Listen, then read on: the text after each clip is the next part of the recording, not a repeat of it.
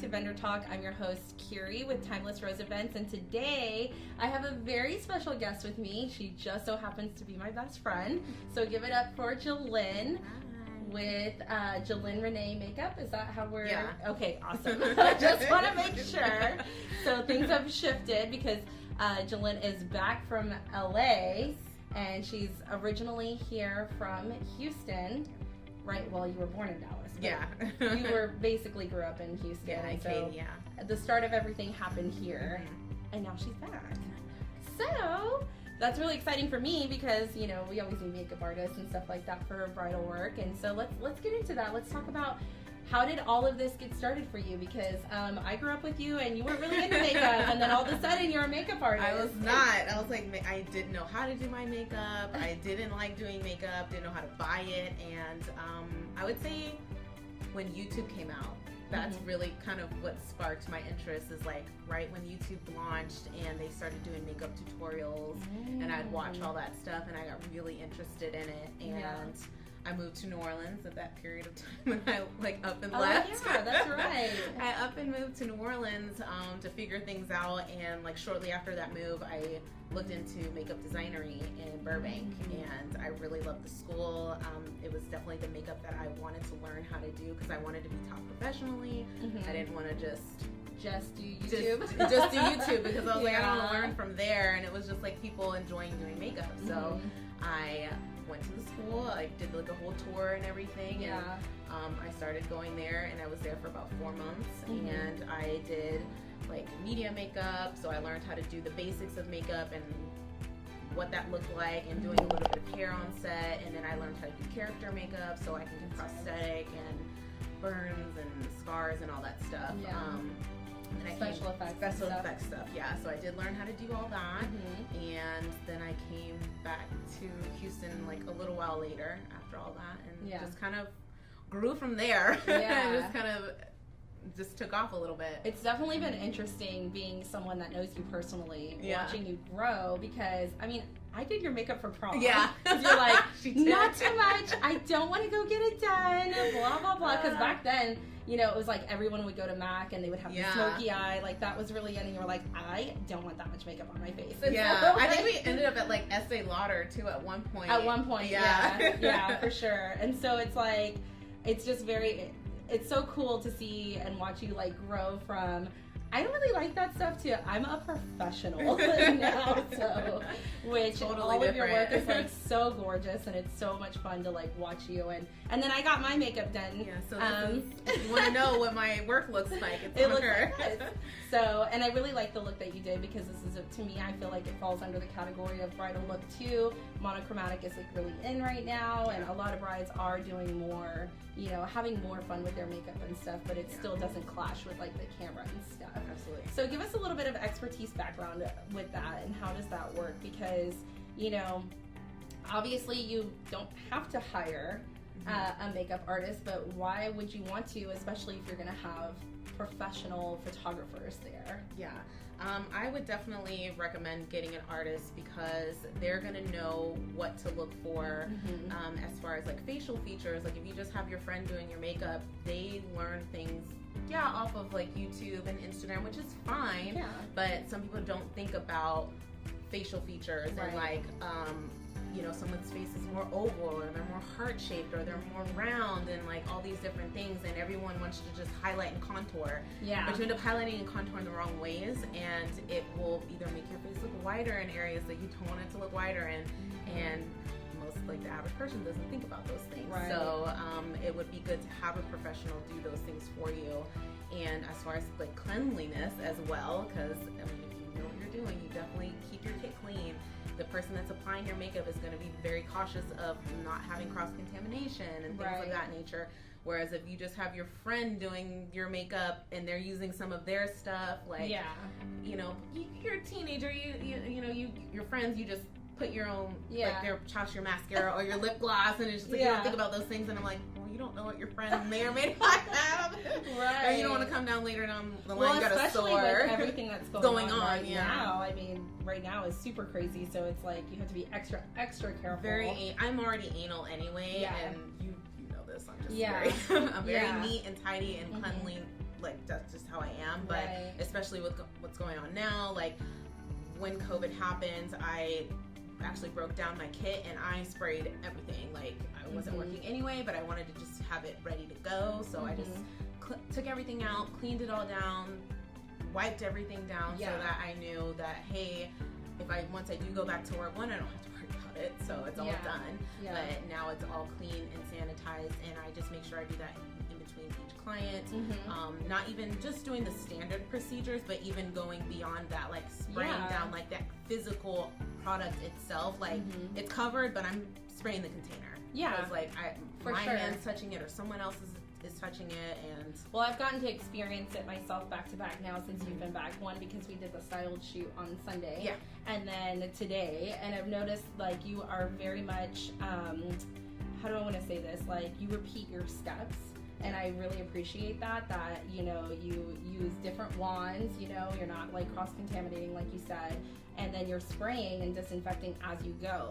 And I noticed that you have to be a real professional because it's not taking you longer to do the makeup to add that. Yeah, it doesn't. So, yeah. And it's a force of habit at this point. I've been doing this stuff for 10 years and Don't tell people they're gonna guess our age. Yeah, it's gonna be 10 years, and I actually started at Mud in July, 10 years ago. So it'll be like we're working coming right on that clock. Oh right my on that God. circle, yeah. So that is crazy. and it's just something that I was taught to do this. So it's like it's nothing new for me. It's nothing extra that I'm like, oh, I gotta do this extra step. Like, why wouldn't you? Why wouldn't you want to do this? The training is there. Yeah, the training is there, and it's like a force of habit. So, and people notice it. People honestly notice when you're clean and you're taking precautions. I can't tell you the amount of times people are like, "Oh my God, you're so organized." Or, "Oh my God, your kid's so clean," and I'm just like, "Who's doing your makeup? Like, what, who, like." Like, who are these people that's doing your makeup? I know. That's kind of It scary. makes you just kind of question it. Yeah, like for someone just to even say those things to me, and it's just like, wow, like, okay, what is going on out here? Definite impact on people to actually vocalize that. It's like, and we're gonna show them too. We're not just saying this. We have the whole shebang with us today, and so we're gonna break that down and get into the nitty gritty of everything that Jillyne has with us today. So LA, that's exciting. Take us into that. You know, first of all, what made you decide to go over there and leave me and leave everybody here? But I was very supportive. You were very supportive. Up until, like, even when I was leaving, you're like, you don't have to come home, and I want you to come home. Yeah. I felt that because of what type of makeup I was wanting to do more of. I mean, I did weddings here in Houston, but I wanted to do TV. I wanted to do film, and at the time, that wasn't a thing here in Houston. You had it in New Orleans. Like they were filming a lot because of the tax break there. Atlanta really wasn't a place that I wanted to be at. I just didn't feel it was someplace I wanted to go. Right. So I was like, well, I've already been to LA. I know what that's like. So let's try LA out. So and you got to do some really cool stuff, and that's cool. I want to talk about that because I mean you've been on red carpets and things like that. So I like my first few months there. I got my first indie film, like feature film. So I was on set with like an entire crew, cast and crew, and that was really interesting, and just kind of dive into that. I've done web series, I've done commercials, I've done so many things, and then like you were saying, red carpet. We had a lot of events as far as like Grammys and Oscars, so I'm really busy during the beginning of the year with that and people attending those events and award shows. So I would always get called to just do makeup for somebody that was nominated. Like the last gig I had was like the Grammys, and one of my clients, she was, I think she did, like, her production company did Lil Nas, Old Town Road, and they ended up winning. It was the music video, right? Music video, So they won, like, whatever the category that they were in. So that was kind of cool, and to be able to have a photo of her, like, with the Grammy. And, so that was really neat. So I've had a lot of really cool experiences in such a short time. Right. Because I was only there, like, 3.5 years. Or about 3.5. So. All that to say that your wedding and your needs aren't gonna scare her. Oh yeah. It's not something, I didn't do a whole lot of it there, but I mean, I definitely worked. Like it's essentially the same thing. Makeup is makeup. It's not anything different. It's just a different style and like what people want, and it just depends on where you're going and what you're doing. But ultimately, it's like it's all the same. Yeah. Except for when I'm on set, I'm like, well, what kind of lighting do we have? So I have to play into that kind of thing. But and it's like you said, for weddings, it's like I need to know: are we inside? Are we outside? Like, to be able to stuff like that. Yeah, and, different things that I know this is going way back to the beginning, but that's also why it's so important to have a professional, because see, I love makeup and it's just more of a hobby and / obsession of mine. So I learn a lot of different things about like flashback and using the right products to. So why don't you explain that, since you're the pro? What does that mean, and you know, how can that affect a bride or somebody getting their makeup done? Yeah, you know, I think it's very important to know the products that you're using. Like you said, you can get flashback, and that flashback comes from ingredients in your product, and if you don't know what those are, you can come into those problems. And flashback, it means that it's just the light bouncing glaring back at you, and from the cameras, and not stuff. Flattering ways. So you definitely want to be aware. So that of heavy things. Contour that you're doing is really showing up in your photos. And that's like when I go on set for things, I like to know what kind of lighting situation. Is it overhead lighting? Is it you know, going to be straight on? Is it going to be bright? Like what are we doing here? So that definitely affects what I'm doing. And I like to see what's happening on set too. So when I do makeup, I'm on set. I don't disappear when like when it's done. Oh yeah, I noticed that too. Like even though we were just doing a styled shoot, you know, and for a lot of you guys that don't know or understand how that works, styled shoots are trade work. So we're all just coming together, like nobody's getting paid, like we're just coming together and making something happen, so that way we can advertise and use for our portfolios and stuff. So we are coming all the way from Katie all the way over to Alvin to do our shoot, and you were just like on top of everything. And that I had never worked with you in that aspect. We've never so worked I together, was not expecting that. I mean, you were like running in between shots, doing touch-ups and stuff, and I'm just like, oh my God, I was so impressed. I was just like, oh, that's my friend out there. Yeah, like, that's what I do. I just loved it. I just thought that was so great. Yeah, you know? we don't disappear. I mean, again, it just depends on like what you're doing. But normally when I'm on set or a photo shoot, I'm there.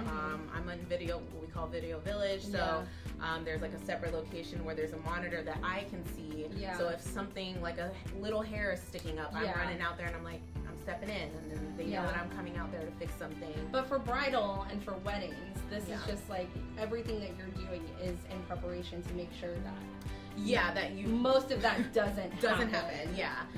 And then of course you'll get, I typically like to leave items with my bride or my client that I cannot stay with the entire time.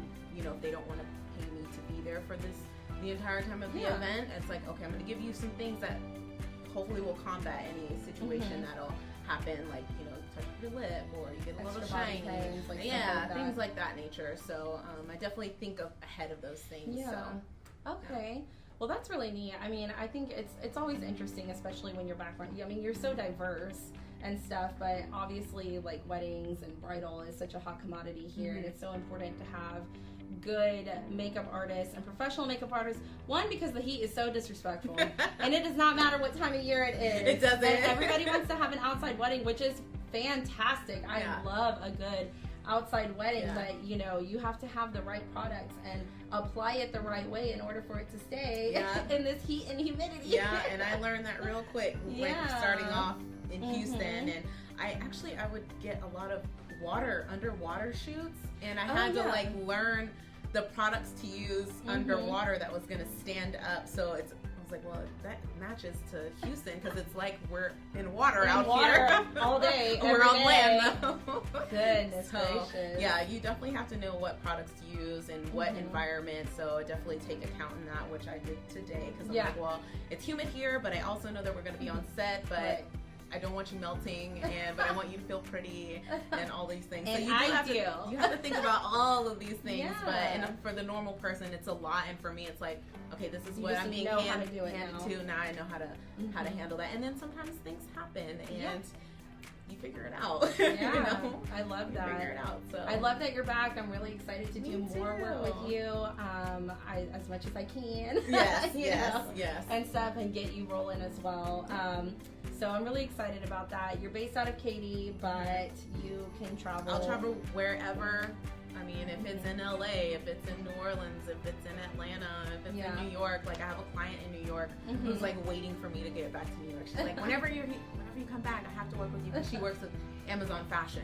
Oh, so she's okay. like, I have things going on, so maybe if there is a New York Fashion Week, I will be out there I know. for New York Fashion Everything Week. is so crazy right now, Yeah. but I'm very happy that you're back, obviously. And like, I'm sorry that you had to cut your time short in LA, but I am very happy that you're back for several reasons. But how do people get in touch with you? Where do they find you? After, we'll do this part, and then we'll get into the kit and show everybody all your good stuff. But how do people get in touch with you? They can get in touch with me on Instagram.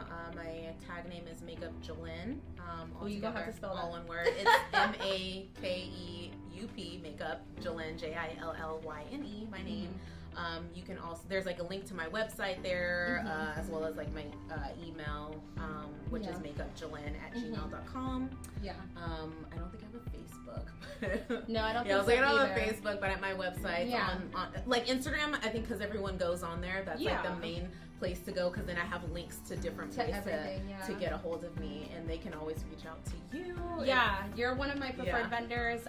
So you can also go to timelessroseevents.com and go under the preferred vendors tab, and then you will see makeup.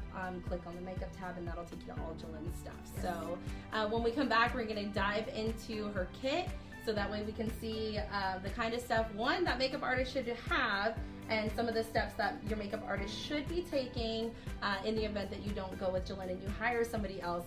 You're going to want to look out for these things. So when we come back, we'll do that. Welcome back, everybody. All right, so as you can see, we've got a lot of stuff here. And it's not even everything that I actually own. That's true. I know that for a fact. That is true. So anybody who is interested in makeup at all, this is just a dream. So let's talk about this stuff. I want to talk about, first thing, when you open up a makeup kit, what should they be looking out for? What are some of the things that would you say are the difference between like a professional and someone who's maybe not quite like there yet? I mean, everybody's kit looks different. I would honestly say just like at least have it be kind of organized and at least clean. Like I I have like little makeup stains here and there, and it's just stuff that I can't honestly get out, and it just happens. But it shouldn't be wrecked.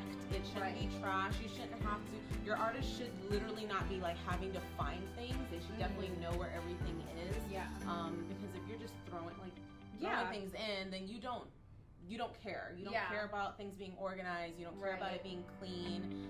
So that is something that I personally would look at if I were having someone do my makeup. Right. The first thing that I noticed as a germaphobe myself were these. Yes. And now I'm getting my germs all over them. But I noticed this. So I love that you have this, and I know you have some other antibacterial stuff in here too. I actually just picked those wipes up because of COVID, and I want to try to wipe down my entire case as well in between people. And just products in general. But normally I carry 99% alcohol and spray things down, and typically sometimes you want to wipe the counter that you're working off of, but because I like to work with towels, so I usually have some black towels on hand. So I actually have 2 in here, and I always keep clean ones. So I'll lay this down and then I'll put my kit on top of it, so when I don't ruin anyone's furniture, because I work right out of my rolling bag, and so I won't mess anything up, and then as well as like just not getting things dirty and contaminating anything, because I don't know what that surface is going to be like. So then once I throw that away, or I wash them, so I have like this towel. So let's talk about some of your higher end products, because a lot of people don't really understand pricing for makeup artists. They're just like, I'm just getting my makeup done. Like, why is it so expensive? Yes. But obviously we're using products, but you're using products that are going to last, that are really, really good for you. So I want to talk about some of your higher end stuff and some of the stuff that you feel like you use a lot of. Okay. That, I guess some of my more expensive stuff would be like some Marc Jacobs, like highlighter in here, my Tom Ford highlighters. You honestly don't have to pick really expensive makeup, because you can honestly get some really good makeup looks even at drugstore stuff. Yeah. But I personally buy more expensive because it's what I like. You don't have to. Like I said, not every artist is going to be able to do that. Yeah. But even sometimes price point, sometimes I don't even base my price off of how expensive my makeup is. A lot of us do that off of talent, or not talent. We base our pricing off of experience and how long we've been doing this. I've been doing this over 10 years. I'm not going to charge $40 makeup. Right. It's just not something I'm doing. I've been doing this way too long. Yeah. I know what I'm doing, and you're trusting me with my skill set. So that's what I'm charging off of. Yeah. And you know, some of the makeup does go into it too, but it's more so like I've been doing this a really long time. Like this Natasha Denona. Yes, it's $150 palette. I love that. But your girl also shops on sale, so. Oh, absolutely. Yeah, absolutely. I mean, even though I get discounts, I don't get discounts everywhere. So certain things I have to keep an eye out for. It might be a while before I can get it, but I eventually get my hands on it. I like this. Oh, I want to talk about this. My lipstick palette. At one point, I think I had like maybe 300 lipsticks in a bag, and it was just ridiculous. And it was just too much stuff to carry. Right. So I broke it down into like shades that I honestly use all the time. So a lot of neutrals, reds, like red carpet events, or somebody that wants a bold lip, and you can mix and match. I definitely don't dip out of here. I take a spatula, so I have a spatula in my kit or in my brush belt. So you definitely want to take that out, and then always have a palette to work off of. I'm definitely trying not to use my hands as much. I like to work off of my hands, but again, with COVID, I do wash my hands before each client, and I actually make a point to say, hey, I'll be right back. I'm gonna go wash my hands so that they know I washed my hands, because like I said, I like to use my hands on people. Things tend to blend better with hands. So and if I also ask. I definitely make sure I ask if it's okay if I use my hands on anyone, because if they say no, totally fine. Then you don't have to work with that. How to work like that, but I'm like, is it okay? And they're like, yeah, sure. Then I use my hands, and if not, I have my brushes. Yeah, and I love how clean this is. It's organized. I know where everything is. Yes. So I have all my brushes. I have hair clips to clip anyone's hair back. Little extra hair ties if I need them. Yeah, just basically anything I would need. Tweezers. Try to have everything functional. You definitely, like I said, you want to make sure your artist isn't fumbling around looking for things, because that also makes the makeup time longer, and you end up sitting in a chair unnecessarily for a really, really long time because they don't know where their stuff is. And as a coordinator and somebody who does timelines, that's something that is definitely stressful. I mean, we normally try to contact the makeup artist and say, hey, how long do you need? How long is it going to take you? Because normally it's not just the bride, it's the bride, bridesmaids, mom, it's like all these people. So, we need to know how much time it's going to take to do that stuff and allocate for that time. But it can get stressful when we're running so behind on everything, because it could be a number of reasons. So many things. It could be a number of reasons. One of the things I wanted to point out, what is something that you think that brides should know when they come to, like, as far as like some of the information that they would need to give you so you can be prepared? Basically what kind of look they're wanting, like, because there's like faux coat, there's like full on glam, like you might have somebody that like, I want black eyeshadow and like 3 sets of lashes. Like, I would like to know this information, but that also goes into a consultation. So with doing a bride, I absolutely will have to do a consultation, because there's no question I'm not going to just walk into a wedding without it, and unless there's some sort of circumstance where I did that, but I pretty much require a consultation so that I don't run into something on the day of the wedding and I didn't do that. This is not what I wanted at all. And they didn't want it, and then you run into that time overlapping and then things of that nature. And I definitely want to make sure I have a consultation so that we can go through these looks, and like, she likes the eyes but maybe not the lips, she likes the blush and not too, I don't like the highlight. So then these things I'll know for the day of, and it goes that much quicker, and you don't run into these hiccups. And if you do, you'll be able to kind of. And ask your bridesmaids what they want as well.